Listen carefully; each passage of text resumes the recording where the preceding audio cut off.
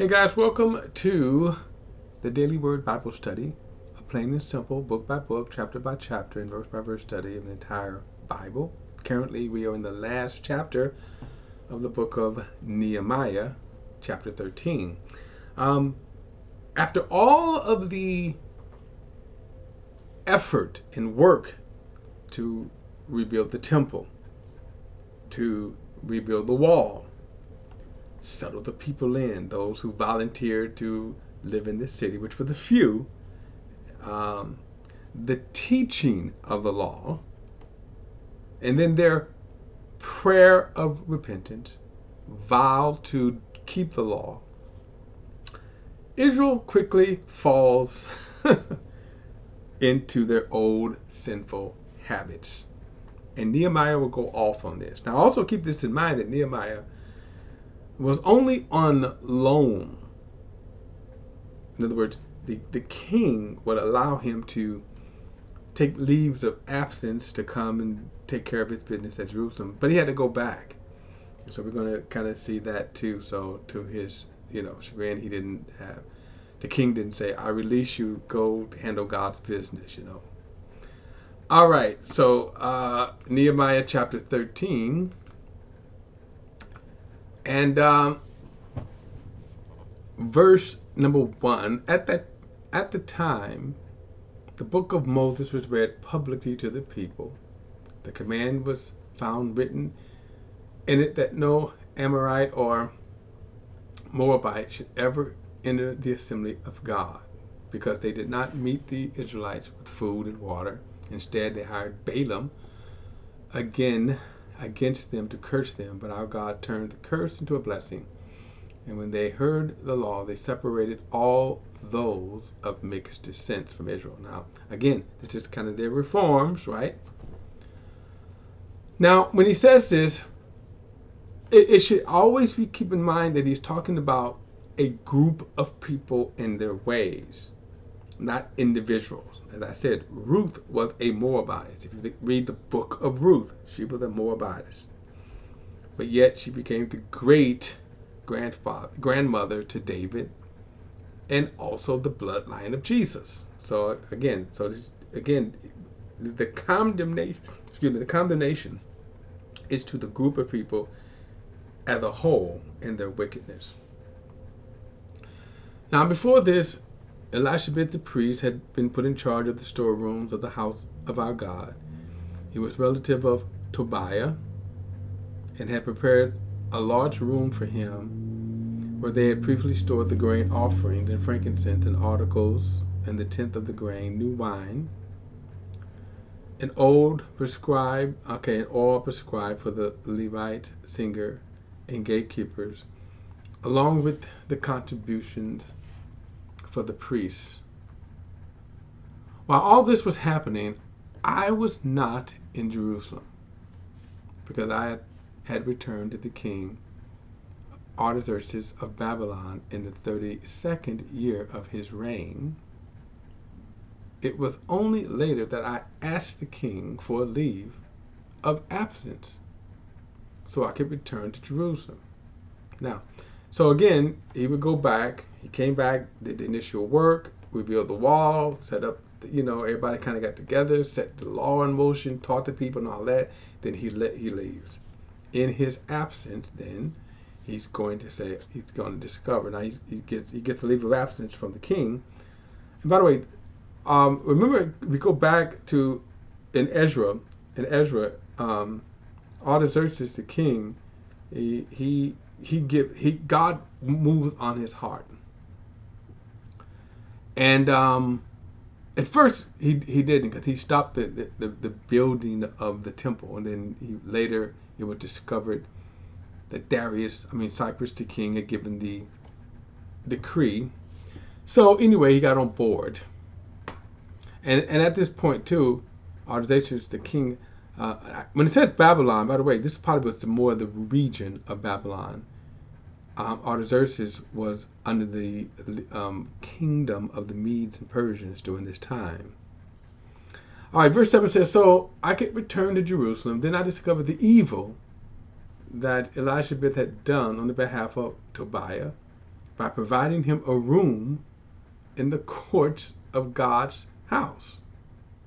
Now, you have to remember, so in other words, again, you're using the temple for things that shouldn't be done. He said, verse 8, I was greatly displeased and threw all of Tobiah's household possessions out of the room. Now remember, he didn't know about this. Again, this was done in his absence. Verse 9, I ordered that the rooms be purified, and I had the articles of the house of God restored there, along with the grain offering and frankincense. So that was the first thing, right? The guy was using the temple, okay,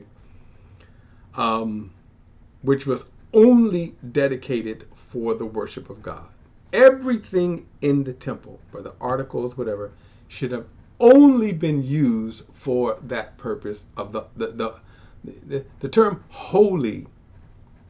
When we talk about holy, the idea of holiness, sanctification, sanctify, it's in the family of words that tells us that something is set apart, dedicated for a specific purpose. In context, set apart for God's purpose. So the temple was set apart for the worship of God, and only the worship of God, not your storehouse, not selling for a business.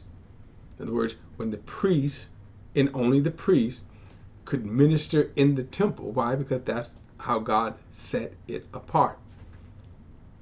They could not do business of any other kind. It had to be activities and works in line with the law of Moses. Verse 8, I was greatly displeased and threw all of Tobiah's household possessions out of the room. I ordered that the rooms be purified and had the articles of the house of God restored, along with all the grain offerings and frankincense. So that was a great thing.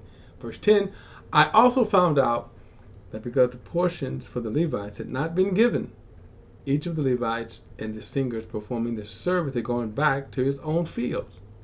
Therefore I rebuke the officials, saying, why has the house of God been neglected? I gathered the Levites and singers together and stationed them at their posts. In other words, again, so the offerings tapered off. People weren't doing what they were supposed to do. Verse 12, then all Judah brought a tenth of the grain, new wine, and the oil into the storehouse. I appointed as treasurers over the storehouse Shemaiah the priest, Zodak the scribe, and Bedai of the Levites, with Hannah son of Zachar, son of Mattanah the assistant, because they were considered trustworthy, and they were responsible for the distribution to their colleagues. Remember me for this, my God, and don't erase the deeds of faithful love I have done for the house of my God and for his service. Kind of interesting note. We're going to see he's going to make this. He's going to say this a couple of times, but notice he's saying, God, remember, I'm doing this.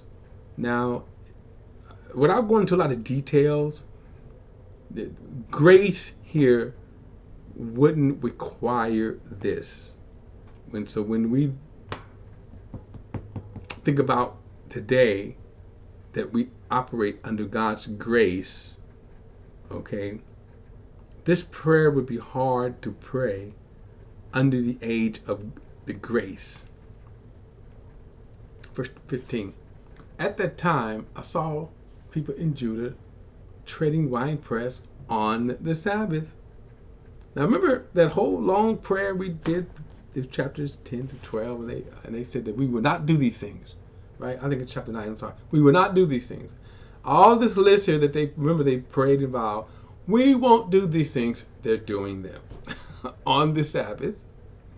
He said they were also bringing in stores of grain and loaded them on donkeys, along with wine, grapes, figs. All kinds of goods were being bought to Jerusalem on the Sabbath day.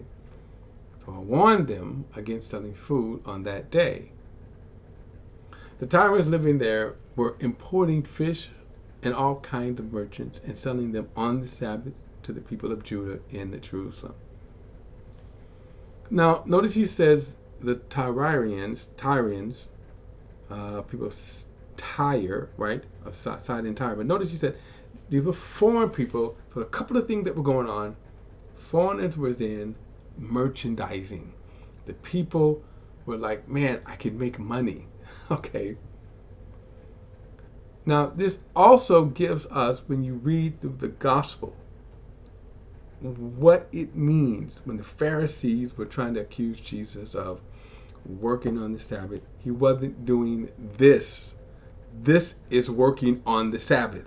This is violating the Sabbath day. Okay? Verse 17, I rebuked the nobles of Judah and said to them, what is this evil you are doing, profaning the Sabbath day? Didn't your ancestors do the same, so that our God brought all this disaster on us and on this city, and now you're rekindling his anger against Israel by profaning the Sabbath. Verse 19, when shadows began to fall in the gates of Jerusalem just before the Sabbath, I gave order that the gates be closed and not open until after the Sabbath. I posted some of my men at the gate so that no goods could enter during the Sabbath. Once or twice the merchants and those who sell all kinds of goods camped outside Jerusalem, but I warned them, why are you camping in front of the wall? If you do it again, I'll use force against you. After that, it did not come again on the Sabbath. So they tried to come, and they even kind of set outside, the gates of the wall. Now, remember, you couldn't do this anywhere in Jerusalem, anywhere in Judea, anywhere in the land of Israel. So the observing of the Sabbath day applied to all of the land and in all the people of Israel. Verse 22, then I instructed the Levites to purify themselves and guard the gates in order to keep the Sabbath day holy. Remember me for this also, my God, and look on me with compassion in keeping with your abundant, faithful love. By the way, if you remember, Hezekiah kind of prayed this when God told him he was going to die. Kind of prayed something like this, Think about what I did, God. It wasn't a brag, it was more of a plea. I tried to do what was right. Verse 23, in those days I also saw the Jews who had married women from Ashdod, Ammon, and Moab. Right? So he's like, oh. He says, I rebuked them, cursed them, beat some of their men, and pulled out their hair. I forced them to take an oath before God and said, you must not give your daughters in marriage to their sons, or take their daughters as wives for your sons or yourselves. Didn't the king of Solomon of Israel sin in this matter like this? There was not a king like him among many nations. He was loved by God, and God made him king over all of Israel. Yet foreign women drew him into sin. Right here is why God forbade the marriages to pagans. That's the problem right there. They turned their hearts away. Why then should we hear about you doing all this terrible evil and acting unfaithfully against our God by marrying foreign women? And by the way, they've already dealt with this when they first came. They already dealt with this, right?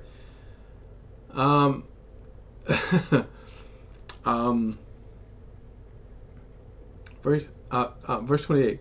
Even one of the sons of Jehoiada, son of Elizabeth, the high priest, had become son-in-law to Salabbath the Horite. Now remember him? That guy that constantly came against Israel. We find him in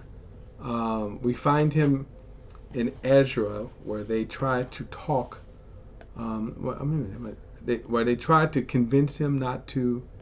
I'm trying to see here. Let's see. Anyway, he was a bad guy. He was an enemy of Israel.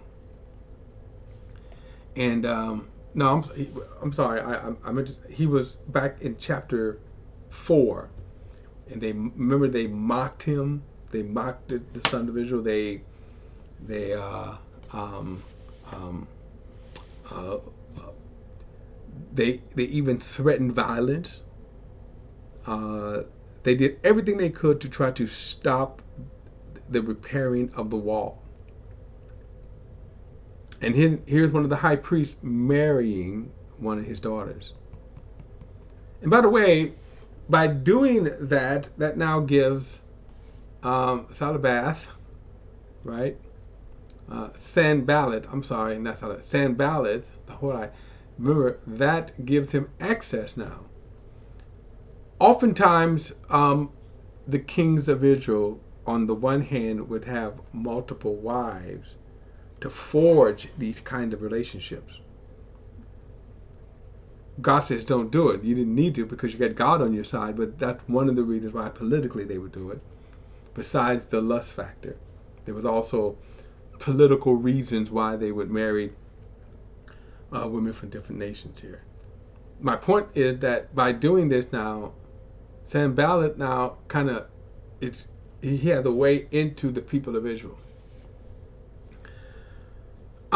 Verse 28, even one of the sons of Jehoiada, son of Elishama, the high priest. Now think about this, the high priest had become a son-in-law to Sanballat the Horonite. So I drove him away from me. Remember me, my God, remember them, my God, for defiling the priesthood as well as the covenant of the priesthood and the Levites. Now, another thing is, like I said, you wouldn't pray this today. In other words, pray vengeance. You actually pray mercy. As Christians, we pray mercy, but notice here, he's praying, remember this, God, and get them. Verse 30. So I purified them from everything foreign and assigned specific duties to each of the priests and the Levites. I also arranged for a donation of wood and appointed times for the first fruits. Remember me, my God, with my favor. So, one of the interesting things about this with Nehemiah here is that there's a couple of points. One, you see the frustration with him. The people won't do right. One of the reasons why, and this is kind of interesting, that despite them being taught the word, what is kind of interesting that they did good as long as Nehemiah was around, and when he wasn't around, they fell away from the things of God quickly. And one of the things to remember that they were also sinful beings too. So there was no anchor, there was no spiritual anchor there. But it was always interesting that as long as Nehemiah was around, they did good. And when he wasn't around, they wasn't. Kind of interesting. All right, guys, the book of Esther, one of the good love stories. We'll get into that in the next study. And then, let's see here. Yes, that'll conclude the narrative. But anyway, don't forget to like and share this video and subscribe to BP, the Bible Perspective. And as always, if you have a thought or comment, add it to the comment section below. All comments are welcome. And also, don't forget to hit that subscribe button. I'll see you in the next study.